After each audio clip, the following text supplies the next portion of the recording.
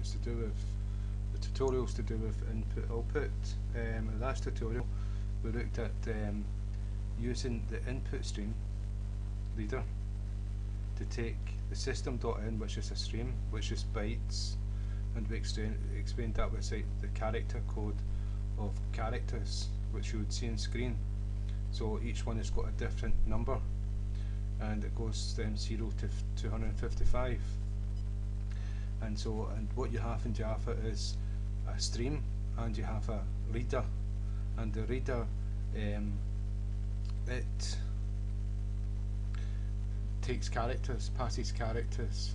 Even if it's a number, it will be a character. It will not be an actual number for calculation. It will not be an integer, though it will appear on the screen as number 1 or number 10, number 1010 or something like that. And so what we've done is we wrapped the stream inside the input stream reader class. And what that input stream reader does is it converts the stream into a reader, and then it's able to be passed to the buffered reader. And that's the difference between the buffers. Is buffered input stream is for a stream, and buffered reader and buffered writer is for a reader or a writer. And so that's the difference. So you can't pass a stream to a reader, so you've got this intermediate class to change the format for you. And so we looked at objects and passing objects and methods to each other, and it's basically just the same thing. So this is wrapped around this, and this is wrapped around this one. And so what we've done is we created a string called name, and then the name, and we printed it out to screen. Now if it's a character, what if we want the user to type in a number, right? It might not be a one-digit number, it might be like a 20-digit number. So what we have in Java is pass int. I'll show this is, you can see here, integer from integer class, and inside here you've got a method called pass int. So it's going to take a string and pass an integer from that string. So if a string is that represents number 1000, but it's not a real number, it's not an integer, it's just a character, it's just a string, and so you can't do mathematical equations with it. So it will change it into an integer and then pass it into the variable that you're passing it into. Instead of holding a character, a string which represents a number, it's holding an integer. The value you'll be able to compute that number for different reasons what you want to use it for. And so that's pass int, and I'll show you can have float dot, and we should have pass float, and takes a string. So that's doing the exact same thing. And so this is used for when you're using the input output. So the input you're passing, what you're doing is you're going to get a character. Instead of having bytes, what can you do with bytes? We can't read them. So if you put bytes, hello world is bytes on screen, it'd be just a combination array of numbers, and they wouldn't know if you were being nasty to them or just being nice, saying hello world, have a nice day and all that. They wouldn't know this. Just that wouldn't make sense to them.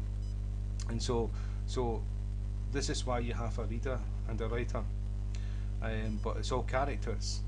But the problem is when you want the user to type in an integer so that you can calculate something from it, then you would use the pass int. And if you wanted a float, you'd use the pass float the exact same way, and a double. So capital should be the same way. So we should be able to have a pass double. Let's see if that's true. Pass double, there you go. Right? Yeah, I was hoping that was right there. It would be terrible if it wasn't there. But anyway, but you can see that that's how you pass a real number from a string, and that's important for reading information. Like if you've got a file, it's going to read all the characters from the file, right? But the file contains data, say accounts, like like shares, prices, or wages, or different sales figures, right? You want to read that and do something with it, do an average with it, um, um, take the taxation and all the rest, and be left with the net profit, or so much for investment, all this. You want to do things with it, right? And so you can't do that with a string. And so this is why you have the class, wrapper class, integer, float, double, etc., and the method pass int, so that you can convert it into the string, into the value, the number representing that value, the way it's supposed to do, so you can actually make calculations with it. And so that's what we've done here, and that's what I'm going to show you. Is that with that to system.in in the input stream reader, wrapped it in the buffered reader, given the buffered reader a name so we can access it. We've created a string, and we've accessed the buffer reader dot read line, so we're going to read the whole line. We don't want one line, because if it's like one number, that's okay, but if it was like, oh, no, like in a number in billions, then we want a line of text. And so we're going to put that into name. We could call it anything we wanted, and then we're going to convert that into an integer and then print it to screen. And remember, the first one is a stream, so it's going to return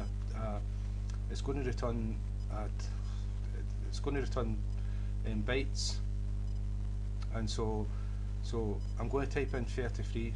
It's going to return the ASCII code for 33. Then I'm going to type in 33 for this one here, and it's going to show you that it's going to return 33, because we've used the integer pass int, and we're going to do some sums with it. So what we're going to do to prove that with number, after the number, don't take a wee second, number plus 22. So what we've done, we've added 22 with it, and then we're going to print it out again. And we'll say number instead of name.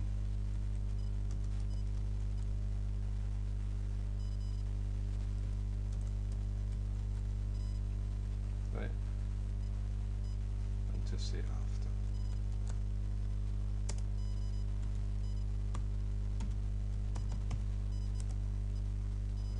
And so what I'm going to do is I'm going to run this. We're going to type in 33. It's going to go 33, add 22 to 33 is 55, and then it's going to print out 55. So we run it. So the first part is the buffered input stream. So this is the bytes. It's going to return bytes. So we're going to do 33, hit enter, and you can see 51 is the ASCII code for 33. Now we're going to type in 33, hit enter. It's going to return 33, print out 33, and then it's going to add 22 to 33, which is 55. And there you go, 33, 55. I've just done this bottom part to show that it is a real integer and we can do calculations with it, and we got it from user input. And so that's for this tutorial. We're going to continue with this theme, and so I hope that's helped, and thank you for your time, and thank you for listening.